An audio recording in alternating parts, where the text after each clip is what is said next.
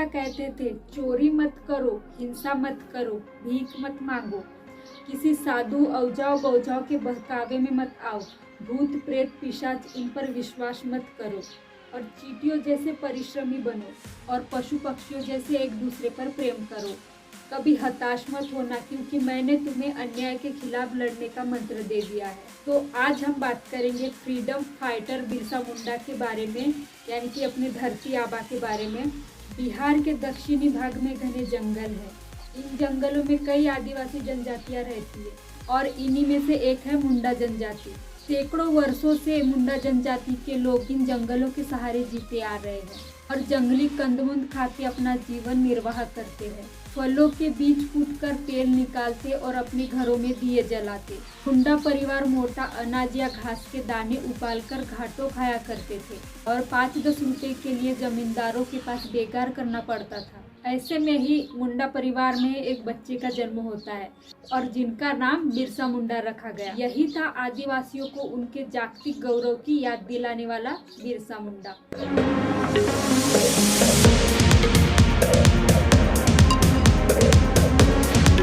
बिरसा मुंडा का जन्म मुंडा जनजाति के गरीब परिवार में पिता सुगना मुंडा और माता करमी मुंडा इनके सुपुत्र के रूप में 15 नवंबर 1875 में झारखंड के खूंटी जिले के उलिहातू गांव में हुआ।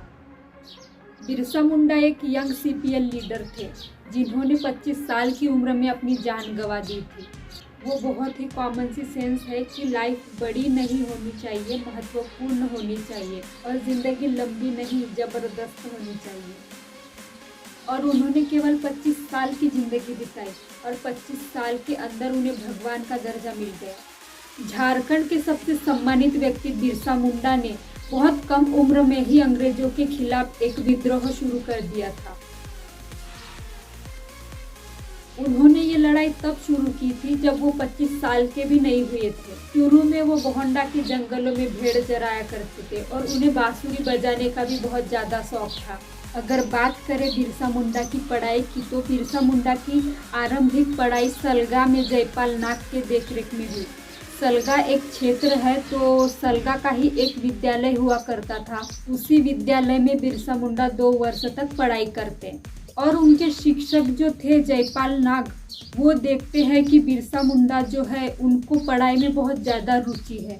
तो जयपाल नाग बिरसा मुंडा को बोलते हैं कि आप आगे की पढ़ाई ईसाई मिशनरी स्कूल में जाके करो, क्योंकि यहाँ से अच्छी पढ़ाई आपको वहाँ मिलेगी। पर पहले ईसाई मिशनरी स्कूल में दाखिला लेने के लिए उन्हें ईसाई धर्म अपनाना पड़ता था। तो बिरसा मुंडा ने भी वहाँ पे दाखिला लेने के लिए ईसाई धर्म अपना लिया और ईसाई धर्म अपनाने के बाद बिरसा मुंडा का नाम बिरसा डेविड हो जाता है, जो आगे चलकर बिरसा दाऊद हो जाता है। इनके गुरु जयपाल नाग ने इन्हें धार्मिक ग्रंथों को पढ़ने के लिए प्रेरित किया था। जयपाल नाग इनके शिक्षक ने इन्हें बोला था कि आप अपनी संस्कृति को कभी मत भूलना। अंग्रेजों द्वारा आदिवासी समाज जिस तरह से शोषित हो रहा था, इसे बिरसा मुंडा बहुत अच्छे से जानते थे। ईसाई स्कूल में छात्रों को उनके धर्म और उनकी संस्कृति के खिलाफ भड़काया जाता था। जो उनके शिक्षक हुआ करते थे ईसाई स्कूल में, जबरन इनको इनके धर्म के खिलाफ भड़काते थे। इन्हें बोला जाता था कि आदिवासी समाज धोखेबाज है, आदिवासी समाज में बहुत बुरे और धोखेबाज लोग भरे हुए हैं और अगर तुम ईसाई बन जाओगे तो तुम राजा बन जाओगे। तो इस तरह से उन्हें उस स्कूल में सिखाया जाता था, भड़काया जाता था। बिरसा मुंडा जो है कई वर्षों तक ये बर्दाश्त करते रहे। फिर एक दिन एक अंग्रेजी शिक्षक डॉक्टर नॉटरॉट वो क्लास दे रहे थे और उसी दौरान उन्होंने मुंडा जनजाति के विरुद्ध अभद्र भाषा का प्रयोग किया और बिरसा मुंडा जो है एकदम से खड़े हो गए और उन्होंने क्लास से वॉकआउट कर दिया। इसके बाद उन्हें स्कूल में वापस नहीं लिया गया और वो एक तरह से एक्सपेल हो गए और बाद में उन्होंने ईसाई धर्म छोड़ दिया और अपना नया धर्म अपना लिया, जिसे बिरसायत का नाम दिया गया।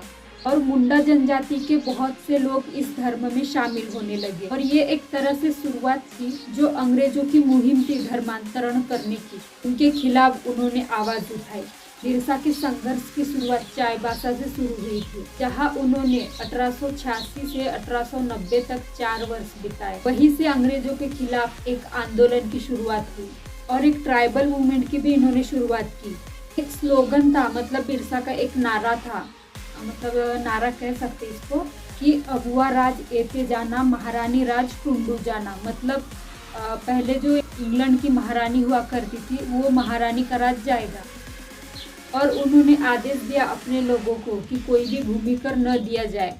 और 19वीं शताब्दी में अंग्रेजों की जो लैंड पॉलिसी थी वो बिल्कुल ही इनका जो लैंड सिस्टम था उनके पूरे खिलाफ थी। जो लोग कर्जा दे रहे थे वो इन्हें बदले में जमीन की मांग कर रहे थे और इनको कोई अनुमति नहीं थी कि जंगल में जो रिसोर्स है उनका ये इस्तेमाल करे। आदिवासियों ने फिर और एक मूवमेंट शुरू किया अंग्रेजों के खिलाफ, उसका नाम उलगुलान दिया गया। बहुत ही जोशीले भाषण दिए बिरसा ने लोगों को मोटिवेट करने के लिए।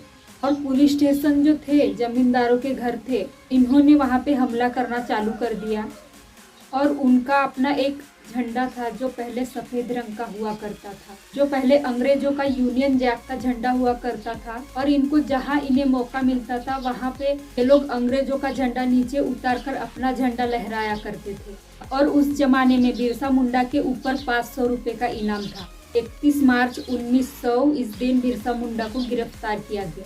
छत्तरधरपुर एक जगह है, वहाँ पहले इनके साथियों को गिरफ्तार किया गया, कोमटा, भारमी और मोइना इनको। वहाँ जो सुप्रिंटेंडेंट पुलिस थे रॉश, उनकी नज़र में आया कि एक झोपड़ी किनारे पर है और उन्होंने अपनी संगीन से उस झोपड़ी के दरवाजे को धक्का दिया। तो वहाँ बिरसा मुंडा पालकी मारे बैठे हुए थे। उन्होंने कोई विरोध नहीं किया क्योंकि उनके पास कोई हथियार नहीं था। बिरसा मुंडा ने खुद से अपने हाथ आगे बढ़ा दिए और उनके हाथ में हथकड़ी लगाकर उन्हें रांची भेजा गया। पूरी कोशिश की गई कि बिरसा मुंडा को एक अलग रास्ते से ले जाया जाए, कि उनकी गिरफ्तारी की खबर लोगों तक ना पहुंचे। लेकिन लोगों तक ये खबर पहुंच गई। जब वो रांची पहुंचे तो हजारों लोग जेल के बाहर खड़े थे बिरसा की एक झलक पाने के लिए। और फिर बिरसा मुंडा को 3 महीने तक जेल में रखा गया और वही उनकी तबीयत खराब हुई। उनके गले में इन्फेक्शन हो गया और उन्हें खून की उल्टियाँ होने लगी और 9 जून 1900 को उनकी मौत हो गई। और ऑफिशियल कारण ये बताया गया कि उनकी हैजे से मौत हुई है, जबकि उन्हें जहर दिया गया था। और जैसे ही बिरसा मुंडा की मौत होती है तो ये आंदोलन एक तरह से फिजल हो जाता है। लेकिन उन्होंने जो मांग की थी वो 1908 में छोटा नागपुर टेनेंसी एक्ट, एक नया कानून पारित किया गया, जिसकी वजह से जो ट्राइबल भूमि है स्थानांतरित नहीं किया जा सकता किसी दूसरे व्यक्ति को। तो इस तरह से हम कह सकते हैं कि उनका आंदोलन उस समय भले ही लगा हो असफल हो गया हो, लेकिन बाद में जिसके लिए वो लड़ रहे थे उनको वो मिला। और ये एक्ट अभी भी आदिवासियों के लिए एक शील्ड की तरह काम कर रहा है। तो मिलते हैं अगले वीडियो अगले टॉपिक के साथ। तब तक के जय सेवा, जय जोहार, जय आदिवासी।